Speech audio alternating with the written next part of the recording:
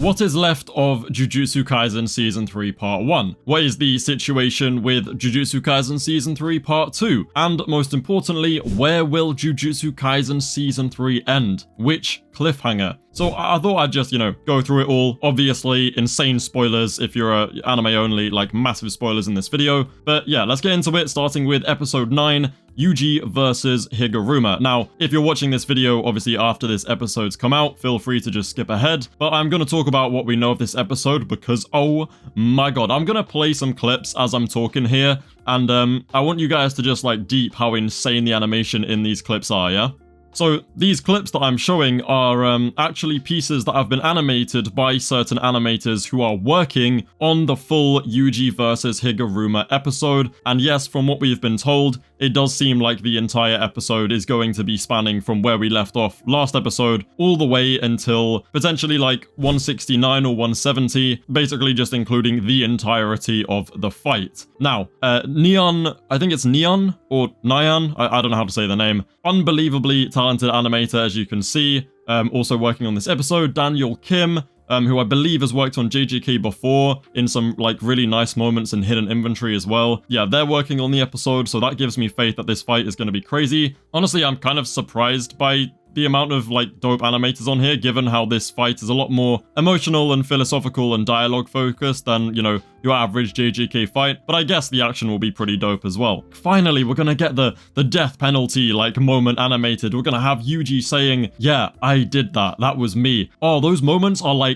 actually peak Yuji Itadori moments that we're finally getting animated with absolute Goshizono cinema, because yet again he is storyboarding the episode. And don't worry, we'll talk a bit more about the Gosso situation later on. Also, before I move on, yes, I know I'm using my face cam in this video because recently I felt kind of bad about just filling my videos with filler images and overloading them with memes. So now I have something engaging to show you guys while I'm yapping and don't really know what to put on screen.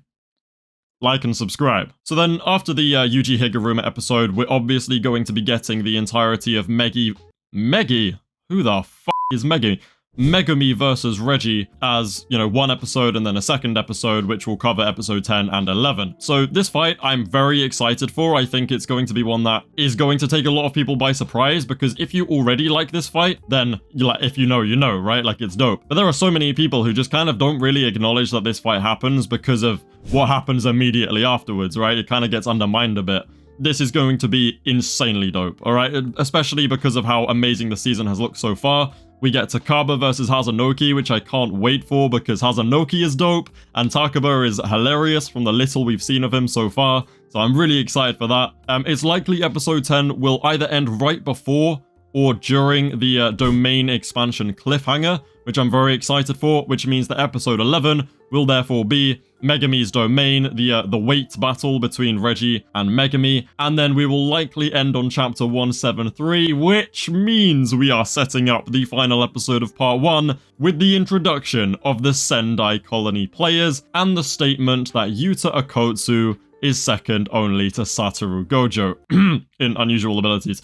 Obviously, the Megumi fight, we don't have the staff list yet, but that's going to be dope. Let me just talk about the main event of the season though, okay? Because the Calling Games Season 3 of JJK, it's been split up into 2 parts, and so far, I feel like the manga readers have really gassed up the Calling Games. We've really gassed up Season 3, and there are some people on the anime-only side who are kind of looking at Season 3 so far and going yeah, it's good, it's great, but the actual content itself is you were saying this is Shibuya level, we've not done anything that level, and I agree. I think in terms of the hype and the kind of fights and that level of stuff that you get in Shibuya, we definitely have not experienced yet. Because when I looked at it, I realized that, yeah, part 1 is mostly setup until you get to, Megumi versus Reggie, and then Yuta versus Sendai. Yuta versus Sendai is genuinely gonna blow Shibuya out of the water, by the way. Oh my god, I'll get into that in a second, because you guys are not ready for how much focus Mappa have put on Sendai Colony, alright? But yeah, so I've realized part 1 is sort of just a big kind of setup thing, and then part 2 is so action heavy. It's ridiculous. I do feel like the main event of part 1 is Sendai, and then we're just gonna keep the ball rolling into part 2. But speaking of Sendai, there's been lots of speculation from leakers and people in general at the moment that Sendai Colony is actually going to be a 40-minute special, and this is based off the fact that the leakers have shared with us that the final episode of part 3 is called Sendai Colony, and obviously obviously there's not enough content in that to make it only a 24-minute episode, so we think we're getting a 40-minute special. It's very unlikely we break the momentum of Sendai between parts 1 and 2, so yeah, I think there's a very good chance that we do actually get a 40-minute special, especially because there is also a additional program, which is a Q&A for the voice actors, specifically focused around that episode, I think, as well. So I'm gonna move forward with the assumption that it is a 40-minute special episode. We don't know who the staff is, but please, Goshizono Cinema, please. But we know MAPPA are pushing this because not only have they given this episode special treatment, but they have also decided, oh yes, we're gonna have Yuta Okotsu be the cover of a big shot Japanese magazine as well at around the same time that this is happening. Why? It's because they know what's coming, alright? It's because this is going to be like the masterpiece. This is the thing. This is what we're all waiting for, right? Yeah, Sendai Colony is going to be absolutely unreal. Even just the fact that episode 8 was animated by only Koki Fujimoto likely means they made that decision with the intention of diverting resources onto other episodes, you know, being Sendai Colony. So I would be expecting great things from this special episode. I cannot wait, but that is what we have left of part 1, all right? Yuji versus Higuruma, and then Megumi versus Reggie for 2 episodes, including Megumi's domain, and then a 40-minute Sendai Colony special to end off part 1. Now, this is where things get a bit complicated, okay? Because obviously we have the rumors that Goshizono is leaving. His contract is expired following part 1. There has been no confirmation of this from any official sources, but obviously the leakers tend to be quite reliable with these things, and also because I don't think MAPPA would necessarily suddenly jump on it and be like, yes, it's true, he's leaving. You know, because that kind of that's not really the kind of message they want to be sending, right? I feel like they're gonna sit there and not talk about it until they need to. I doubt they're gonna announce now that the amazing director is stepping down, right? So just because there's no official announcement doesn't necessarily mean it's not true. Assuming that it is true, this also doesn't mean that part 2 hasn't started production yet, right? That's not what this means. I think a lot of people heard that and were like, wait, so they haven't even started making part 2 yet? Are we gonna have to wait like another 2 years for part 2? No, that's incredibly unlikely. The most likely scenario is that someone else has already just directed part 2, and that it's already well into production. They're just going to need a few more months to like finalize it and finish stuff off, which is obviously completely fine. They should take their time. But given how these cores normally work and given the 2-year gap between season 2 and now season 3, I would estimate anywhere between 4 to 6 months as like a realistic expectation. I think the absolute most we would be given between each part is a year. So like January to January. I think that's unlikely. There's no way we go past that point. But yeah, I think it's like most likely going to be in one of the seasons this year. So June, July, August, September, around that kind of time, or if we're unlucky, winter. But I would expect it to be, yeah, 4 to 6 months after part 1. We don't have an official release. We don't have any kind of like information on the new director. We don't have a trailer, but we do know what it's going to cover. And we do potentially now have a much better idea of what cliffhanger it's going to end on. And that could give us a lot of information about what they are going to do with Gojo versus Sukuna. So as we know, a lot of these colony fights are kind of the same length in the manga. So if we assume Yuji vs Higuruma is like a 2-episode thing, and then Megumi vs Reggie is a 2-episode thing, and then Sendai Colony is 2 episodes worth of content, it's okay to assume that Hakari versus Kashimo, Maki and Kamo versus Cursed Naoya, Yuki and Chozo versus Kenjaku are all going to be around 2 episodes each, which means that pretty much half of part 2 already is going to be just those fights, like just pure hands. I don't know, it's like this is what we mean when we say it's gonna surpass Shibuya, because Shibuya has like a load of kind of lower level fights, and then it has like two or three like huge fights, right?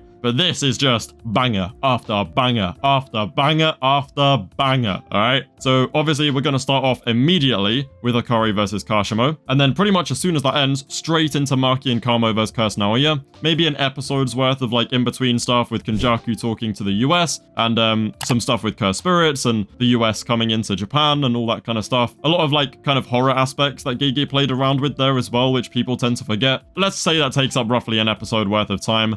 Then we get Yuki and Chozo versus Kenjaku, which is obviously going to be peak. Interesting thing about this fight is given how the environment around them is Tengen's barrier, so it's completely white, it's empty. I really hope this allows for a lot more focus on the character animation and the actual combat. I think having no environment to animate, or less environment compared to normal, should mean that this fight is like ridiculous, which is really dope because I love this fight. And then, of course, we'll have a bit more kind of in-between moments. We'll have Sukuna's Fallen One, Yuji, Megumi, Takaba, Angel all kind of talking, them discussing the plan to add points, them being prepared to add the points, and then the Yorozu reveal, which in itself is probably an episode. So we're up to 8 episodes pretty much so far. And then we have the Megana stuff, right? And the Megana stuff is where we thought we were going to end the season. At least it's where I thought we were going to end the season. But now that I look at it again, I could have been dead wrong because absolutely nobody could have predicted that instead of squeezing a load of chapters into 24-minute episodes and rushing along until we get to the Gojo unsealing, we might just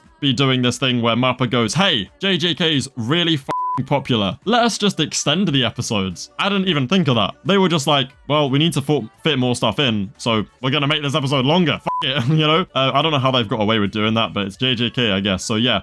If we assume that there's a similar amount or even just the same amount of chapters in part 2 as part 1, we will end on exactly chapter 222, which is right after Gojo is unsealed, and that would just match the pace of part 1. It would likely mean we're going to have a few more extended episodes or like special episodes. If that doesn't happen, then I still think it's more likely we end on Megana flying away from Yuji in 215. But if we are cramming in the same amount of chapters, then we're going to be getting the Yorozu vs Sukuna fight, which is dope, and then Gojo unsealing to end the season. I honestly, at this point, I'm leaning more towards Gojo, just because of how Mappa have chosen to basically go, F it, we're fitting a load in. I think the very important thing to notice here is the way that they've chosen to pace the season, because we could have easily not done extended stuff, extended episodes for part 1, and then done like a normal amount of chapters through each 24-minute episode, and by the end of season 3, we would get to, 215 with Megana flying off. That would have worked fine.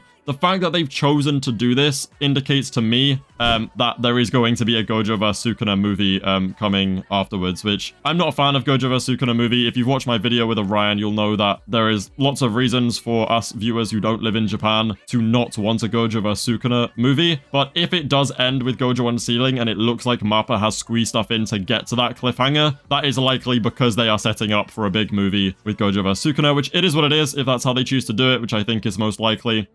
Fine, but I'm telling you now, just think about what happened with even the first 2 episodes of season 3. Bruv, the second it comes out in Japan, it's going to be in like 480p dogshit quality all over the internet. Are you telling me that's really how you want to watch Gojo vs Sukuna? You want to see like Gojo getting sliced on TikTok in like the 4 pixels? Like it's like 4 pixels on a screen and you go, oh, that's how they animated that, nice. And then the whole movie just gets uploaded and everyone starts watching it. Like, it's one thing not going out of your way to see the leaks, but they're just online. You'll be scrolling, oh, that's okay, cool. I know you know what happens, but like, do you not want to experience it for the first time? At least in the cinema, like, come on, but no, we're gonna get spoilers everywhere. Yeah, I really don't want that to be a thing, and just the week by week is more fun, but I do think that's what Mappa is gonna go for if we end on Gojo unsealing. And then obviously, yeah, so whether we end on it or not, Megana will be in season 3, he will be the end portion, so we're gonna get the Yorozu reveal, then the Megana reveal, which I think might be the highlight of part 2, to be honest. And then Yuji and Maki versus Megana, which is a shorter fight compared to the others. It's only like a chapter or 2, but it's really dope with some of Yuji's best moments in the whole series. There's that. And then obviously, if we do go to Gojo unsealing, Sukuna versus Yorozu is fucking peak. I don't know why that gets so much hate. I think it looks dope. I think it's like awesome. We get some Heian era stuff in there as well, which might get extended, so I'd look forward to that a little bit. But yeah, I have like a very good feeling for part 2, despite Goshizono maybe not directing it. I think the thing I want to emphasize, if you're one of those weird anime onlys that watch these videos, despite there being blatant spoilers, part 2 is like going to be the season 3 bit. Like, if you are someone who watches JJK and you're watching the yap sessions and the writing and the emotional moments and the talking and the strategy and the planning and the setup, and you go, mid, what is this? Where's my hype moments and aura? Some people will like that, and I think that's okay if that's your preference. But yeah, if that's what you're looking for, part 2. Well, Sendai Colony and part 2. That's what you're after, because it is literally just Sendai Colony, Hakari, Kashimo, Maki and Kamo vs Cursia, Yuki and Chozo, and then Megana. That's a generational run. Think about Shibuya. It was like, okay, Jogo vs Sukuna was cool, Maharaga vs Sukuna was f***ing peak, Mahito, Yuji, and Todo. But those are like the 3 big fights that really happen, right? We are talking like 2 episodes. Those were like 1 or 2 episodes each, right? Or even half an episode. But now it's just Sendai Colony, 2 episodes worth. Hakari vs Kashimo, 2 episodes worth. Maki and Kamo vs Cursia, 2 episodes. Megana and